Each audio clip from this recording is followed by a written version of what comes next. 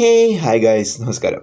ഒരു മരണവീട് ആ ഒരു സിറ്റുവേഷൻ ബേസ് ചെയ്തൊരു പടമാകുമ്പോൾ അവിടെ എന്തൊക്കെ സംഭവിക്കാമെന്ന് നമുക്ക് ഏകദേശം ഊഹിക്കാം.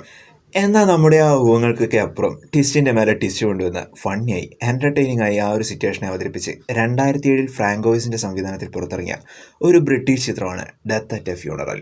ഇതിൻ്റെ ഒരു അമേരിക്കൻ പതിപ്പ് 2010 പുറത്തിറങ്ങിയിട്ടുണ്ട്. അതും ഇതേ പേരിൽ തന്നെ. ഇതൊരു ചെറിയ സിനിമയാണ്. റൺ ടൈം ഏകദേശം 1.5 മണിക്കൂറേ വരുന്നുള്ളൂ. ചിത്രത്തിൽ ഹ്യൂമറൊക്കെ നന്നായി തന്നെ വർക്കായിട്ടുണ്ട്. നമുക്ക് ചിത്രത്തിൻ്റെ കഥയിലേക്ക് പോകാം. ഇതാണ് മാത്യു, നമ്മുടെ കഥാനായകൻ. കോട്ടൊക്കെ ഇട്ട് നിൽക്കുന്നത് കണ്ടില്ലേ? പുള്ളിയുടെ അച്ഛൻ്റെ ഫ്യൂണറൽ ഡേ ആണെന്ന്.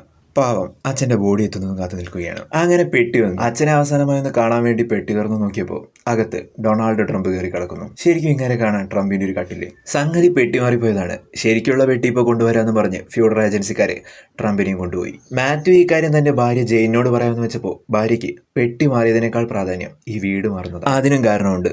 അവരിപ്പോൾ താമസിക്കുന്നത് മാത്യുവിൻ്റെ അച്ഛൻ്റെയും അമ്മയുടെയും ഒപ്പമാണ്. മാത്യുവിൻ്റെ അമ്മയ്ക്ക് ജെയിനെ ഒട്ടും ഇഷ്ടമല്ല.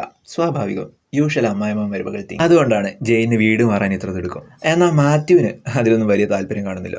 മാത്യുവിൻ്റെ ഫ്രണ്ട്സും ഫാമിലിയും ഒക്കെ ഫ്യൂണറലിനായി വന്നുകൊണ്ടിരിക്കുകയാണ്. മാത്യുവിന് ഒരു സഹോദരൻ കൂടിയുണ്ട്. അങ്ങ് അമേരിക്കയിലാണ്. അവിടെ അത്യാവശ്യം അറിയപ്പെടുന്ന ഒരു എഴുത്തുകാരനാണ് അങ്ങേര്.